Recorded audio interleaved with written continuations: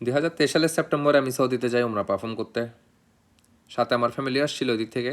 সবাই মক্কাতে একসাথে হই। যেহেতু আমি এখানে জব করে আমি 7 দিনের ছুটি নিয়ে গেছিলাম, আর আমার রিটার্ন টিকিটও ছিল 7 দিন পরে। তো 5 দিন আমরা সবাই একসাথে মিলে উমরা পারফর্ম করি 5 দিন। মক্কাতে 5 দিন পার হয়ে যাওয়ার পরে আমার হাতে ছিল মাত্র 2 দিন। তো যেটা মদিনার জন্য এনাফ ছিল না, কারণ তখন মদিনাতে, এখন আছে কিনা জানি না, তখন ওই মদিনাতে নবীর রওজার ভিতরে গিয়ে ভিজিট করার জন্য গভর্নমেন্টের ওয়েবসাইট থেকে অ্যাপ্রুভাল নেওয়া লাগতো। তো যেহেতু আমার হাতে 2 দিন ছিল, তো ওইটা আমার দ্বারা হয় নাই, কারণ একদিন আগে আমার রেডি হইতে হবে কাতারে আসার জন্য। তো এটা আমার দ্বারা হয় নাই, আমি এটা করতে পারি নাই, ভিতরে গিয়ে ভিজিট করতে পারি নাই। আমি বাইরে থেকে করে চলে আসতেছিলাম, এয়ারপোর্টে চলে আসছি ফ্যামিলিকে বিদায় দিয়ে। তো মনে একটা দাগ থেকে যায় বলে না, ওই রকম একটা দাগ নিয়ে, কষ্ট নিয়ে আমি এয়ারপোর্টে চলে আসছি সৌদির কাতারে আসার জন্য।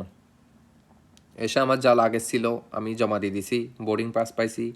বোর্ডিং পাস নিয়ে জাস্ট ইমিগ্রেশনে যাব, ফাইনাল স্টেপ। তো আমি ভাবছি টাইম আছে, 1 ঘন্টা ছিল হাতে, আর এটা লং ফ্লাইট ছিল না, আধা ঘন্টা 45 মিনিট এমন লাগতো কাতার টু সৌদি টু কাতারে। তো আমি ভাবছি হয়তো আধা ঘন্টা আগে এন্টার হইলেও হবে। তো আমি এক্সচেঞ্জ ছিল এখানে বাইরে, এক্সচেঞ্জে সৌদি কিছু রিয়াল ছিল, ওগুলো এক্সচেঞ্জ করতে গেছি, মানে কাতারের রিয়াল এক্সচেঞ্জ করব। ওইখানে গিয়ে আমার 15 মিনিটটা কতক্ষণে 15 মিনিট হয়েছে আমি জানি না, আমার সময় লেগে গেছে এখানে। আমি ইমিগ্রেশনে গেটে এসে দেখি আমার ইমিগ্রেশন গেট ক্লোজ হয়ে গেছে। আমি ফ্লাইট মিস করে ফেলছি। জানি না মানুষের লাইফে চাইতে ভালো ফ্লাইট মিস হইতে পারে কিনা। আমার মাথায় 1 মিনিটের জন্য, 1 সেকেন্ডের জন্য কোনো হেজিটেশন আসে নাই। আমি আমার জবের কথা, আমার রিটার্ন ফ্লাইটের কথা কিছুই ভাবি নাই। আমি সোজা ওইখান থেকে মদিনাতে ব্যাক করছি। আমার ফ্যামিলিও ছিল, সবাই ওরা একসাথে ছিল এখানে। ওদের সাথে আবার দেখা হইলো। আর নেক্সট ডে ওদের অ্যাপ্রুভাল আসছিল সবার, নেক্সট ডে ওরা নবীর রওজার ভিতরে গিয়ে ভিজিট করবে।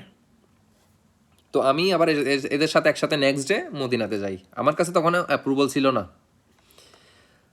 তো ওরা সবাই অ্যাপ্রুভাল আসছে, 25-26 জন ছিল এদের টিমে একসাথে এরা।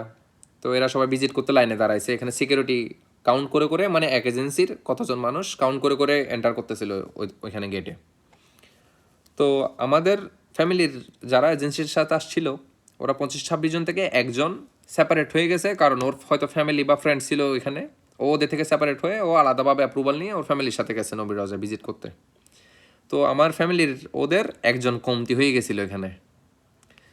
তো আমি ওদের সাথে একসাথে ওইখানে যখন সিকিউরিটিরা কাউন্ট করে একজন একজন, আমি সহ ওদের 26 জন নাকি 27 জন হই, মানে ওদের ফুল টিমের এজেন্সির যতজন মানুষ ততজনই এক্স্যাক্টলি আমি সহ হই, কারণ ওই যে একজন মানুষ ও ওদের ফ্যামিলির সাথে চলে গেছিলো।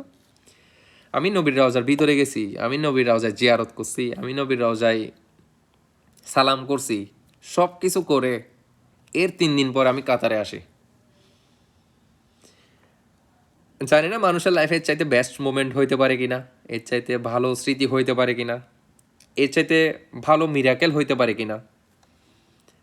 মানে নিয়ত যদি আপনার ঠিক থাকে, আপনার যদি ইচ্ছা থাকে যে আমি এটা করব, আল্লাহ যদি আপনার এটা কপালে লিখে রাখে, তাহলে জীবনে কোনো কিছুতেই আপনার আটকাবে না। আপনি ইমেজিন করেন আমার ফাইনাল স্টেপ বাকি ছিল জাস্ট ইমিগ্রেশনের জন্য। ওইখান থেকে আমি ব্যাক করে মদিনাতে গিয়ে নবী রওজা জিয়ারত করে তারপরে আমি কাতার আসছি।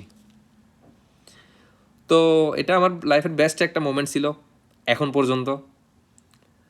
তো সবাইকে জানাই দিলাম একটু কি, আল্লাহর উপর ভরসা রাখবেন, আল্লাহর উপরে আস্থা রাখবেন, আল্লাহর কাছে চাইবেন সবসময়।